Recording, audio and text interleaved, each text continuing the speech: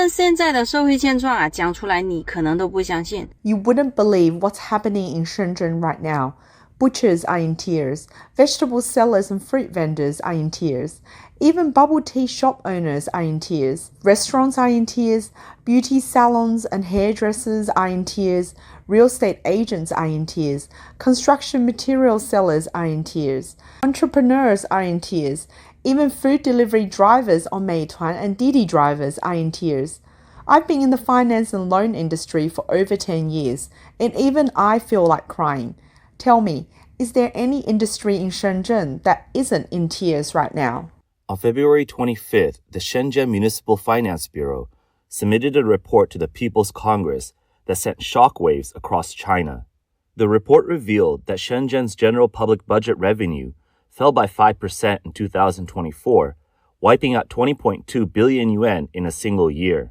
This is equivalent to an entire year's fiscal revenue of a mid-sized Chinese city disappearing overnight. This marks only the second time in Shenzhen's 45-year history as a special economic zone that its fiscal revenue had declined. The last time was during the economic difficulties of 1990. Over the years, Shenzhen has grown from a small fishing village into a global metropolis, with tax revenues increasing almost every year. Now, taxes account for more than 80% of Shenzhen's fiscal revenue, and this sudden shortfall is primarily due to businesses struggling to make profits. The reasons behind this downturn include skyrocketing housing prices, a sharp decline in foreign trade orders, and the exodus of innovative enterprises. Shenzhen's housing prices are among the highest in the country. In the luxury residential area of Shanmihu No. 1, a single apartment costs at least 100 million yuan. The city's average housing price has reached 60,000 yuan per square meter, making it difficult for young professionals and entrepreneurs to stay. Founder of game science and developer behind Black Myth Wukong,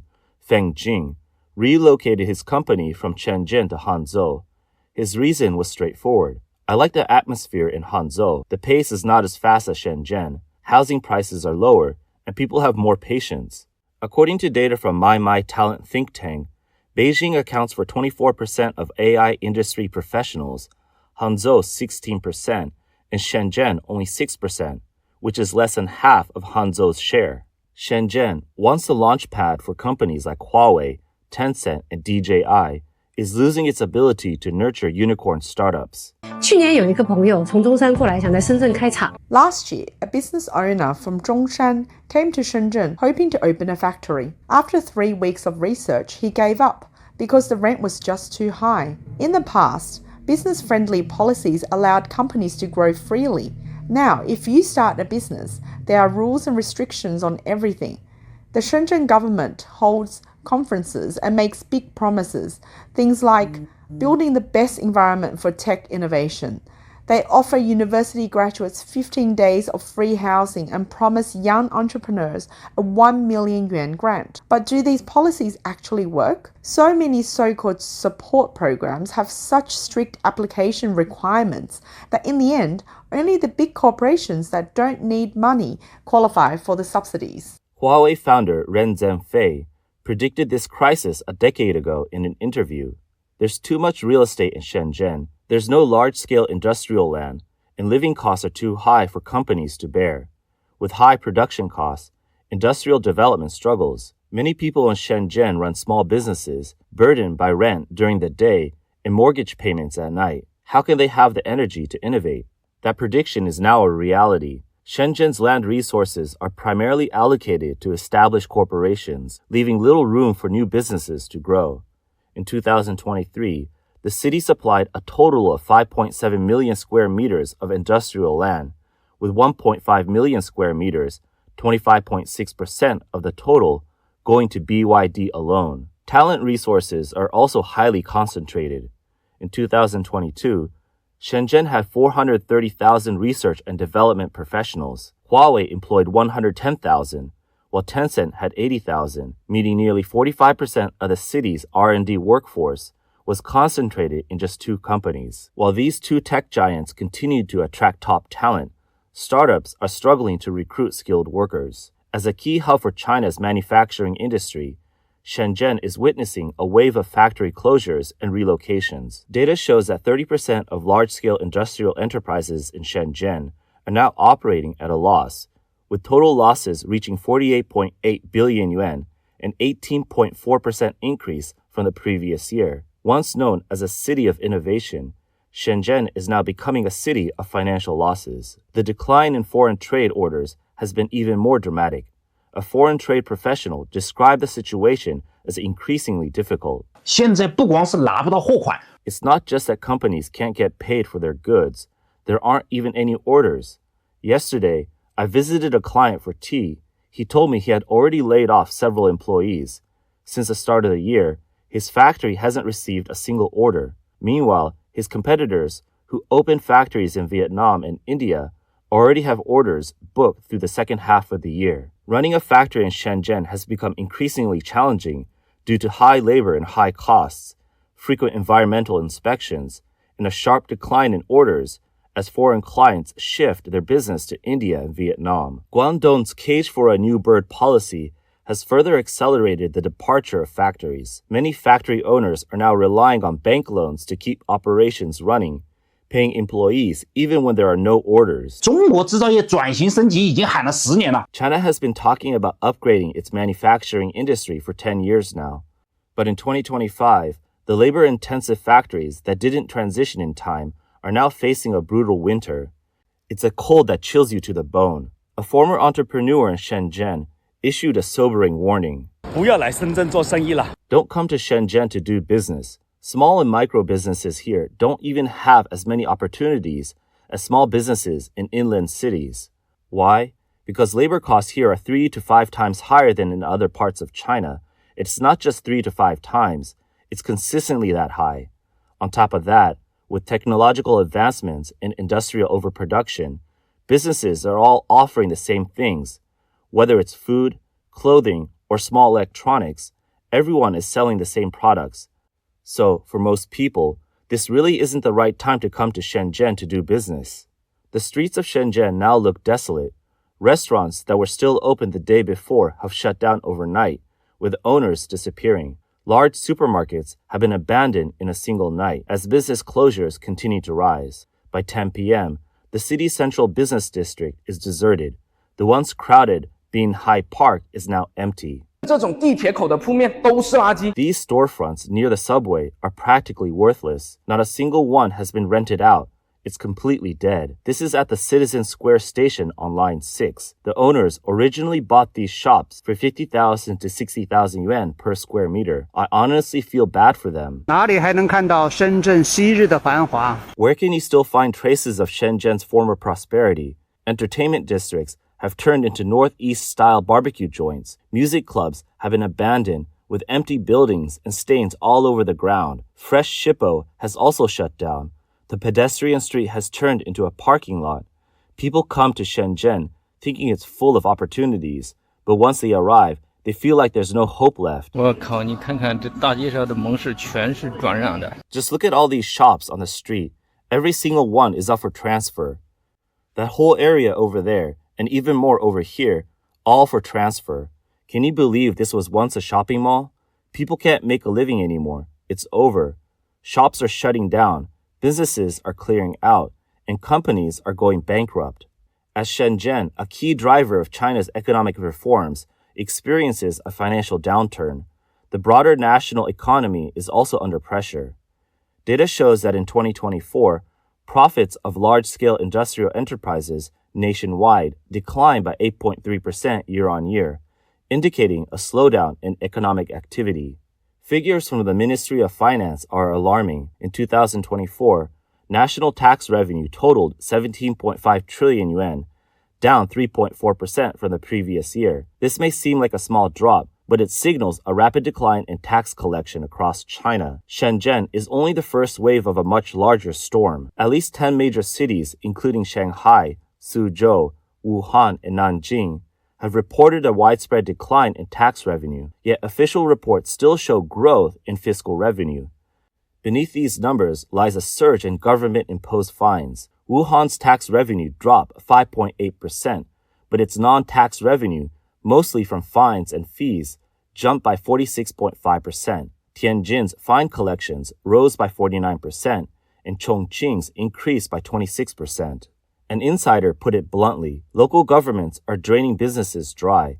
Even in freezing temperatures, city management officers are still chasing street vendors. History has shown that in the final stages of every dynasty, when regular tax collection is no longer enough to fill financial gaps, aggressive fines become the last resort. This is a warning sign of economic collapse, and the red light is already flashing. With fiscal revenues plummeting, local governments are running out of options. A city in Hubei quietly issued an internal directive, cutting civil servant allowance by 30% and freezing all education and healthcare spending. Some counties are already struggling to pay government salaries. An internal report from the Chinese Academy of Fiscal Sciences warns that if revenue continues to decline for another 6 months, 40% of county-level governments will face a crisis where they can no longer pay wages. According to the latest assessment by the IMF, if China's local government finances continue to deteriorate, some regions could see a full-scale breakdown of basic public services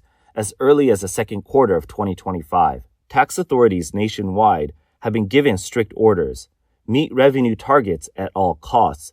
In some areas, officials have begun collecting taxes in advance for the next 3 years. In the first quarter of 2024, fines issued by urban management officers surged by 73%, while penalties from industry and commerce regulators soar by 89%. A small business owner in Zhejiang described the pressure. "I used to get fined once or twice a month. Now someone comes almost every day, and each fine is at least a few thousand yuan." A factory owner in Jiangsu was even more direct. "Running a business now feels like walking on a knife's edge. Environmental, fire safety, labor, and health inspections come one after another. They always find a problem, and they never leave without issuing a fine." Even more concerning is the emerging wave of forced tax collection. A tax official speaking on condition of anonymity revealed that multiple provinces have issued orders to grassroots tax offices, demanding that revenue targets be met no matter what. In some areas, authorities have resorted to collecting taxes years in advance. The fallout from this fiscal crisis is becoming even more severe. A study by the Chinese Academy of Engineering found that due to a sharp decline in local government investments, more than 8,700 infrastructure projects were halted nationwide in 2024, involving a total investment of 2.3 trillion yuan. These unfinished projects have not only wasted massive resources, but also left millions of construction workers unemployed. A construction worker in Anhui described the impact.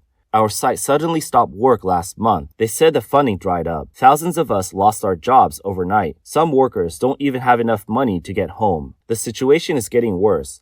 The shrinking of government investment is triggering a dangerous deleveraging crisis. Tens of thousands of small and medium-sized enterprises are at risk of running out of funds.